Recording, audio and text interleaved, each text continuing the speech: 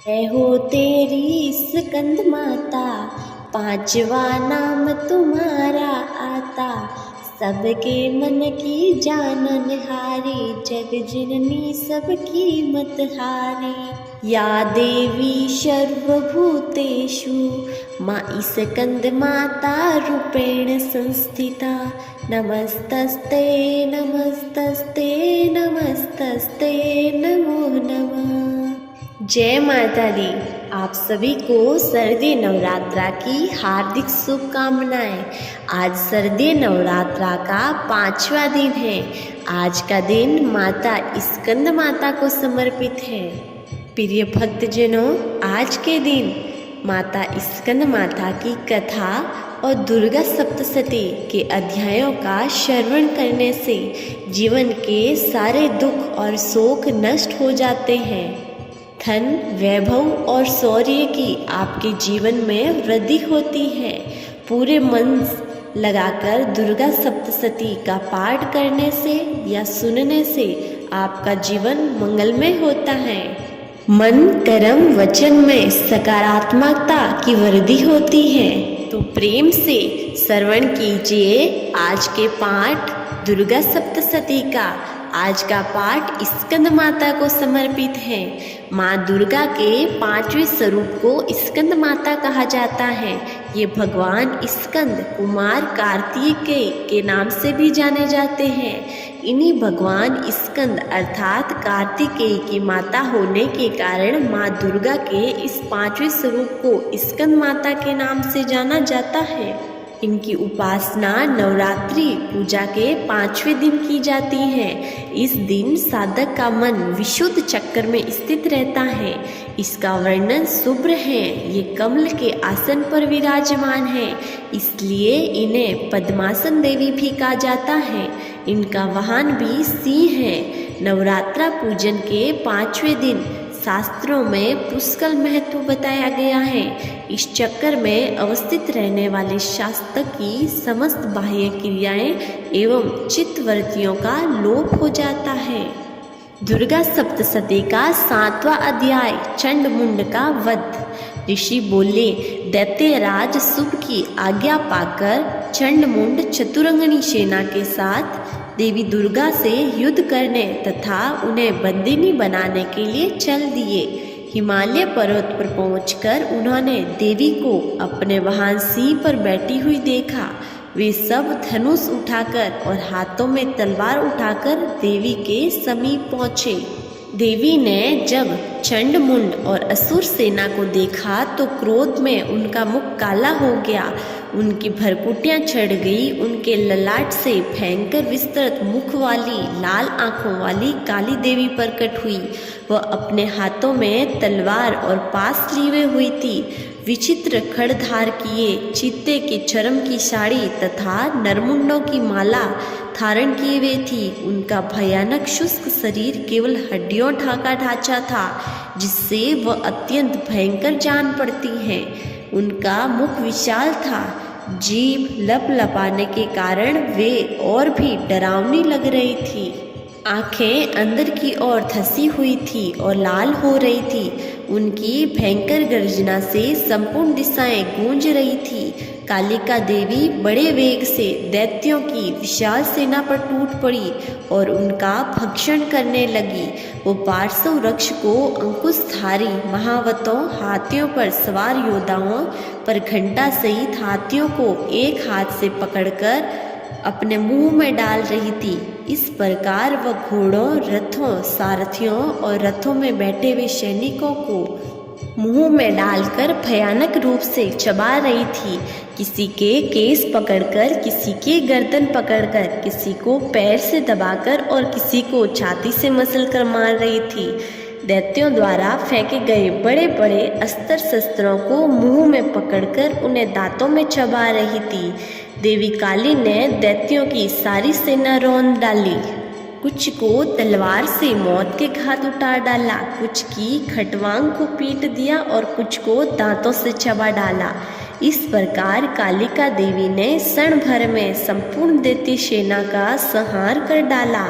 यह देख महापराक्रमी चंड कालिका देवी पर लपका। उसने भयंकर बाणों से वर्षा करके तथा मुंड ने हजारों चक्कर फेंककर भयंकर नेत्र वाली कालिका देवी को ढक दिया। चंड मुंड द्वारा फेंके गए अस्त्र शस्त्रों को देवी ने मुंह में इस प्रकार समा लिया मानो सूर्य में बहुत से मंडल बादलों के उदर में प्रवेश कर रहे हो। अब तो देवी के भयानक मुंह के भीतर देखना भी कठिन था। दांतों के प्रकाश से दमकती हुई अत्यंत क्रोध में भयानक गर्जना करती हुई देवी अट्टहास करने लगी। देवी ने बहुत बड़ी तलवार लेकर हुंकार का उच्चारण करके चंड पर धावा किया और उसके केस पकड़कर उसी तलवार से उसका मस्तक काट दिया। चंड को मरा देख क्रूर मुंड असुर भी देवी की तरफ दौड़ा तो क्रोधित देवी ने उससे भी तलवार से मौत के घाट उतार दिया। चंड मुंड के मारे जाने पर शेष असुर सेना भय से व्याकुल होकर युद्ध क्षेत्र में पलायन कर गई।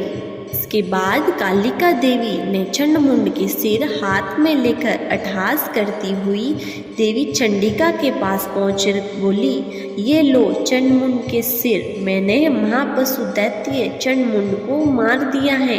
अब तुम इसे युद्ध में शुभ निशुभ को मौत के घाट उतारना। मेघा ऋषि बोले, चंडमुंड के सिरों का कालिका देवी ने हाथों में देखकर देवी चंडिका बोली, हे देवी, तुम आज से इस संसार में चामुंडा देवी के नाम से विख्यात हो जाओगी। दुर्गा सप्तशती का 8वां अध्याय रक्त बीज वध। मेधा ऋषि बोले, चंडमुंड के मारे जाने पर बहुत सी सेना के मारे जाने पर शुभ ने क्रोध में भरकर सारी असुर सेना को तैयार होने का आदेश दिया।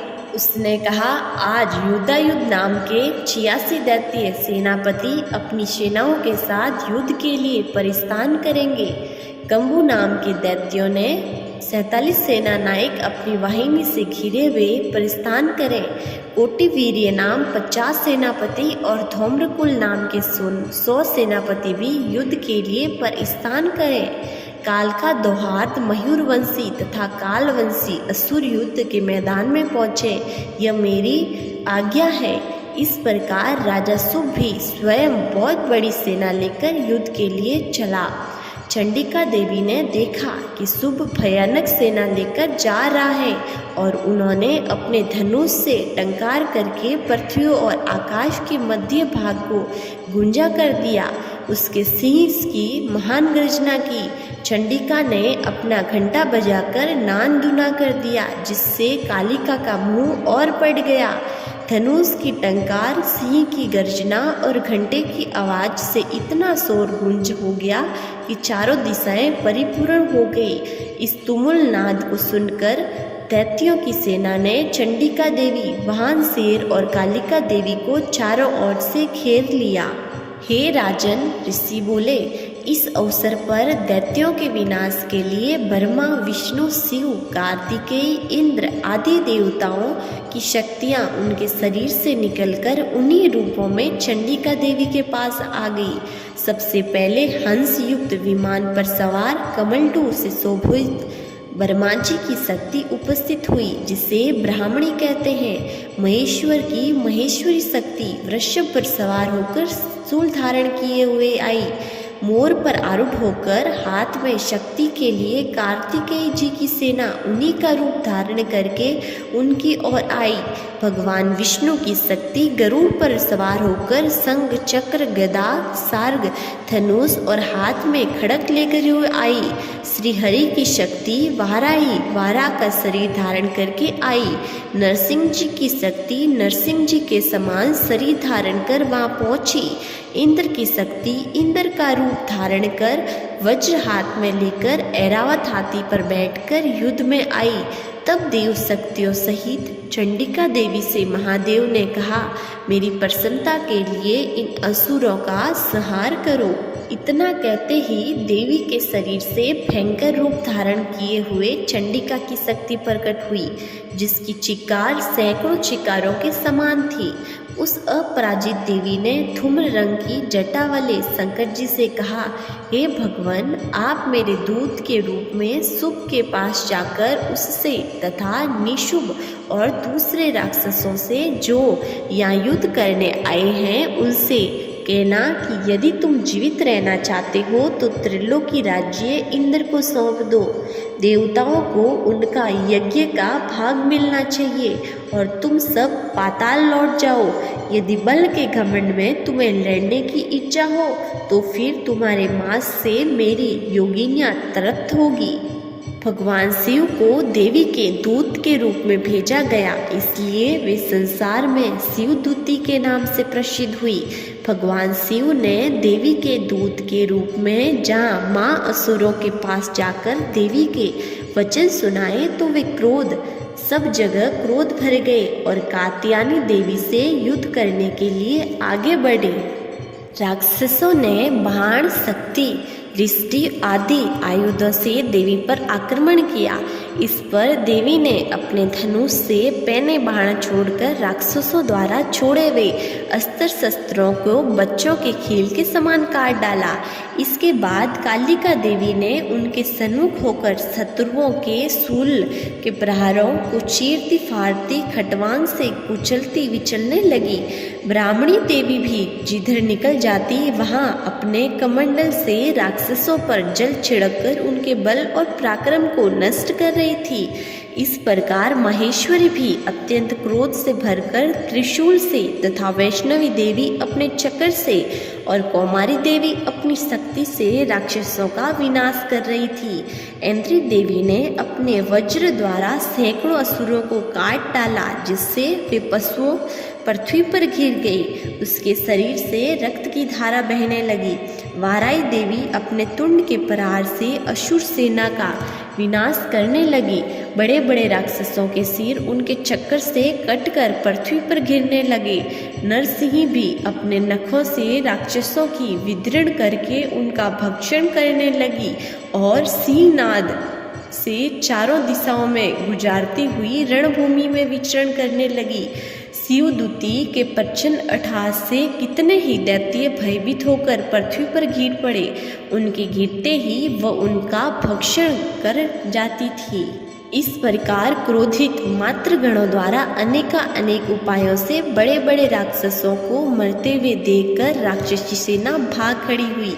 सेना को भागते देखकर रक्तबीज नामक महापराक्रमी असुर क्रोध में भरकर युद्ध के लिए आगे बढ़ा।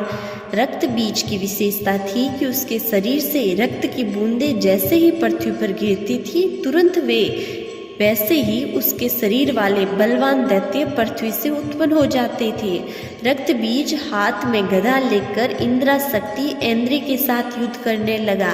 जब ऐन्द्री ने अपने वज्र से रक्तबीज को मारा तो रक्तबीज के शरीर से बहुत सारा रक्त निकलकर पृथ्वी पर गिरने लगा तथा उसी के समान पराक्रम वाले योद्धा उत्पन्न हो गए। इस प्रकार रक्तबीज के रक्त से उत्पन्न दैत्य मातृगणों के साथ घोर युद्ध करने लगे। इस पर देवी ने वज्र प्रहार से रक्तबीज का सिर काट दिया तो उसके शरीर से जो रक्त बहा उससे हजारों राक्षस पैदा हो गए। वैष्णव शक्ति ने चक्र द्वारा रक्तबीज को मारा तो उसके शरीर से ज्यों ही रक्त बहा तो उससे हजारों उसी के समान माँ असुर पैदा हो गए, जिससे सारा संसार भर गया। इससे देवता भयभीत हो गए। देवताओं को डरा हुआ एवं उदास देखकर तब चंडिका देवी ने काली देवी से कहा, हे चामुंडे, तुम अपना मुख विस्तार से फैला लो। मेरे शस्त्र प्रहार से खिरते हुए रक्त को अपने मुंह से पीती जाओ। इस प्रकार रक्त से उत्पन्न असुरों का भक्षण करती हुई भ्रमण करोगी तो रक्त बीज का संपूर्ण रक्त समाप्त हो जाएगा तथा पृथ्वी पर गिरने से नए राक्षस पैदा नहीं हो सकेंगे। इस प्रकार काली देवी को समझाकर देवी दुर्गा ने रक्त बीज पर त्रिशूल से प्रहार किया। तत्काल ही देवी काली ने रक्त बीज के रक्त को अपने मुख से पी ली। उसी समय रक्त बीज ने देवी चंडिका पर गदा से प्रहार किया, परंतु उसके प्रहार का देवी पर कुछ भी असर नहीं हुआ। रक्त बीज के शत-विशत शरीर से बहुत सा रक्त बहने लगा, परंतु उसके रक्त को पृथ्वी पर गिरने से पहले ही काली ने अपने मुंह पर ले लिया। तदनंतर देवी चंडिका ने रक्त बीज को वज्र, बाण, खंड तथा रिष्टि इत्यादि से मार डाला। इस प्रकार रक्तहीन होकर रक्त बीज पृथ्वी पर गिर पड़ा। रक्त बीज के पृथ्वी पर गिरते ही वह रक्तहीन हो जाने के कारण मर गया। रक्त बीज के मरते ही देवता अत्यंत प्रसन्न हुए। मात्र शक्तियाँ उन माँ असुरों का रक्त पीकर मदोन्मत्त होकर नाचने लगी। प्रिय भक्तजनों, ये थी शारदीय नवरात्रा के 5वें दिन का दुर्गा सप्तशती अध्याय। मुझे पूरी उम्मीद है आपको सुनकर बहुत अच्छा लगा। मातृ शक्ति के शक्तियों को जानकर आप में भी आत्मविश्वास की वृद्धि हुई और माता रानी पर विश्वास और भी बढ़ गया है। मुझे पूरी उम्मीद है आपको वीडियोस बहुत पसंद आई है। पसंद आई है तो वीडियो को लाइक कीजिए और हाँ, चैनल को अभी तक सब्सक्राइब ना किया है तो चैनल को सब्सक्राइब कर लीजिए। मिलते हैं अगली वीडियो में, तब तक के लिए जय माता जी रिसा।